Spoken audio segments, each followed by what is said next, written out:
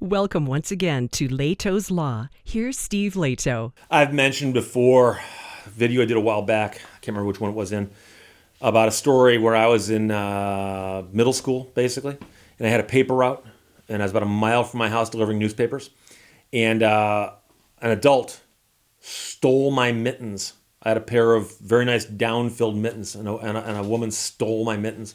And I've told that story before, and I've said that I'm convinced that there is a very dark and hot corner of hell reserved for her because she knew I was a child, and she stole them.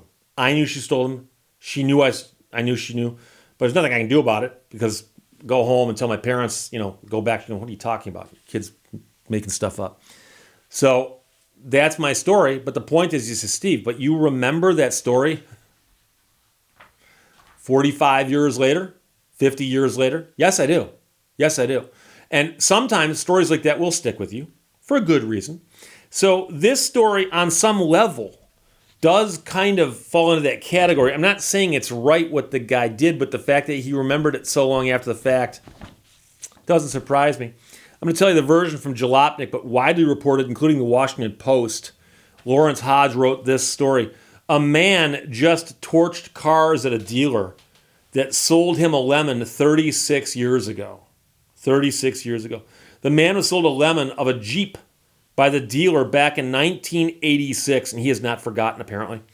So, in 1986, a dealership sold a man a Jeep that he says was a lemon. That transaction has come back to haunt a bunch of people in a big way nearly 40 years later. When the buyer came back to the dealership and caused over $70,000 via arson just this past July, just last month. The arsonist is a 79-year-old man, and he drove his pickup to O'Daniel Auto Mart in Fort Wayne, Indiana, in the early morning hours of July 17th. He started his revenge by allegedly opening the fuel door of a Jeep Compass on the lot and sticking a road flare inside the opening for the fuel.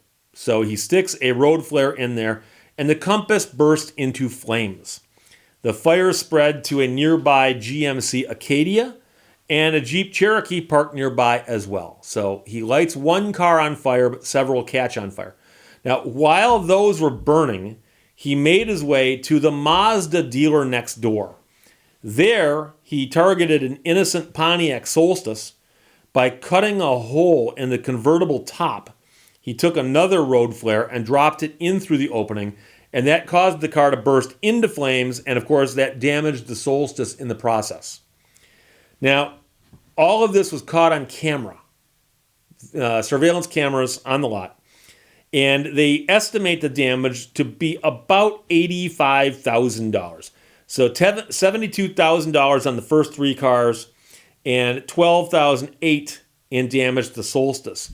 Although I'm willing to bet that $12,800 is just simply replacement cost in that car. Because, really, could you really fix a car with $12,800 in damage to it and make a profit? Although you're a car dealership, you probably can, so never mind. The man was caught, and he didn't seem to care all that much because, reportedly, he confessed to everything. And when asked why he had done what he did, he said that dealership sold him a Jeep with a bad engine 36 years ago. It was time for the chickens to return to roost, he said.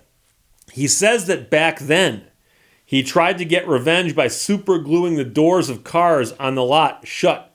And he even identified himself to investigators in the surveillance video saying, "Oh, that was cooking, wasn't it?" Now, here's the point that Jalopnik would like you to understand, that technically speaking, on some levels, this is a crime. And as an attorney, I can confirm that. He was charged with 4 counts of arson. Arson is a very serious thing. You might say, Steve, only cars got hurt. Well, arson is just a very serious thing. He faces 48 years in prison if convicted on all charges. He still doesn't seem to care. Investigators note that when told the dealership wasn't happy with what he did, he laughed. So it sounds like he got what he wanted out of it. That is some level of satisfaction here. But there's a variety of issues that are worth noting. One of which is that lemon laws came into being right around this time. And each state now has a lemon law, but not all 50 states had them at the same time. So there was a time when some states had lemon laws, some states did not. There's also a time when lemon laws were so new and confusing, nobody really knew what they did. And so I still to this day encounter people who are like, wait, there's a lemon law? What? So the question is what this man did back at the time, because he says they sold him a bad Jeep back in 1986. Was it a new Jeep or was it a used Jeep? I'm curious, because if it was a used Jeep and he bought it as is, well, you could buy something as is because the Uniform Commercial Code predates the lemon law, and as is has been a thing for quite some time. So the question is, did they sell him a new Jeep or used Jeep? What they sold him, did it come with a warranty? So if it was a used Jeep with a warranty, then the question I have is, did he bring it back and say, guys, you sold me a bad Jeep, can you fix this? If it was a new Jeep, did he bring it in and say, guys, just bought this here, it's got a problem, can you fix it? And none of these questions are answered, and I don't know if anybody asked them, because the real story here is the guy says, I'm doing this about something that happened 36 years ago. But as a lemon law lawyer, you can understand why I'm asking these questions, because I'm curious. Did the guy have a cause of action back then or not? Now, I've met people, and I'd say about once a month, I meet somebody, and they go, what do you do for a living? And I go, I'm a lemon law attorney. They go, lemon law? And I go, yeah. I help people buy defective cars. They go, I could have used you. And without fail, I heard it 2 days ago. I could have used you, and they mention a car they bought. And I go, oh, okay. And I just out of curiosity, when was that? What type of car was it? Now, a lot of times it's a used car. A lot of times it was 36 years ago. But it's just conversation starter. I could have used you because I had a bad car back then. And so the real question I have is, did this guy have a case or not? Because if he bought a used car back in 1986 as is, and let's say it had 250,000 miles on it, and they sold it to him for $500, and it blew up a year later, he wouldn't really have much of an argument. On the other hand, if he bought a brand new car, it had problems, and he brought it back in, and they said, dude, we don't want to deal with you, get out of here. Well, then he might have a beef back then. And that's the other thing here, and you got to talk about this, is the statute of limitations, okay? And I'm not talking about the statute of limitations on the arson, because they appear to have gotten the guy pretty quickly. Most causes of action, whether civil or criminal, have got statutes of limitation. Murder, of course, famously does not, but it's quite often the case that if a crime gets committed, they've got so long to catch you and indict you, and if they don't, then that gets lost. Likewise, if somebody wrongs you and you want to sue them, time is of the essence quite often as well. The question is whether it's a 1-year statute, which is short, or a 6-year statute, which is longer, and those kinds of things. But it really does make you think about somebody who is so upset that they'll go to a car dealership and light 4 cars on fire, get caught, and go, I don't care, I'm still happy, and laugh about it. That's a person who was pretty upset 36 years ago. And the question I have for you is, were they this upset the whole time? Or, and again, I put a lot of thought in this, I understand, some people don't. Or did something happen that triggered that? In other words, had they been relatively okay the last 20 years, and then all of a sudden out of the blue, something reminded them of that? And I've mentioned before, I've got 5 older brothers. 5 older brothers. So you take how old I am, and the brothers are all older than that. So we often get together and talk about stories of things that happened decades ago. And one of us will say, do you guys remember the time that he did such and such? And 2 of us go, yes. And somebody goes, what? Wait, hold on a second. I guess I knew about that. I forgot all about it. And something reminds them of it. That's what I'm curious about. Was there something that reminded this guy and sparked it? Or has he been fuming the entire time?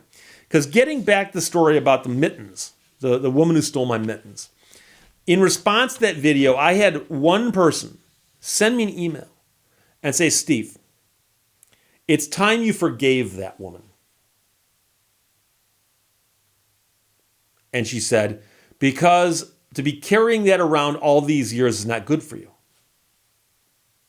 And I wrote that person back and I said, number one, I'm not going to forgive somebody who never asked for forgiveness, doesn't deserve forgiveness. Because, number two, I'm not carrying it around on a daily basis. I don't think about those mittens that often. Once a year, maybe? Twice a year? If somebody asks me, I'll talk about it. I've had people say, Steve, I just watched that video where you mentioned the mittens. Oh, we'll talk about it for a few minutes, and I forget about it. But I've known people who've carried grudges or hatred towards somebody or bitterness about an event.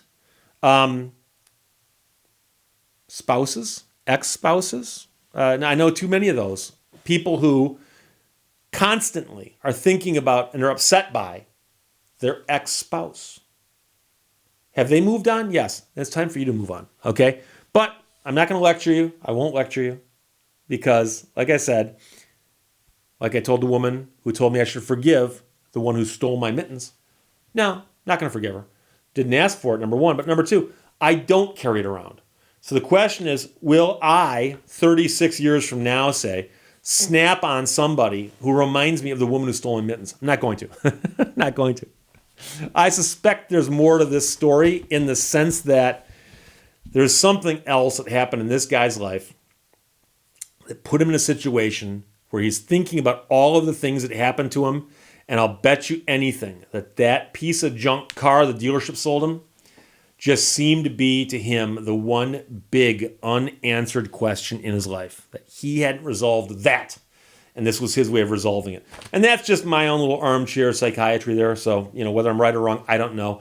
There's no way to tell. We'll see what happens to the man, though, because he just torched 4 cars at a dealership. And he says he did it because they sold him a lemon 36 years ago. Crazy. Jalopnik published it. Lawrence Hodge wrote it. Questions or comments, put them below. Let's talk to you later. Bye-bye. Thank you for watching Lehto's Law. I've learned 2 very important lessons in my life. I don't remember the first one, and the second one is to write everything down.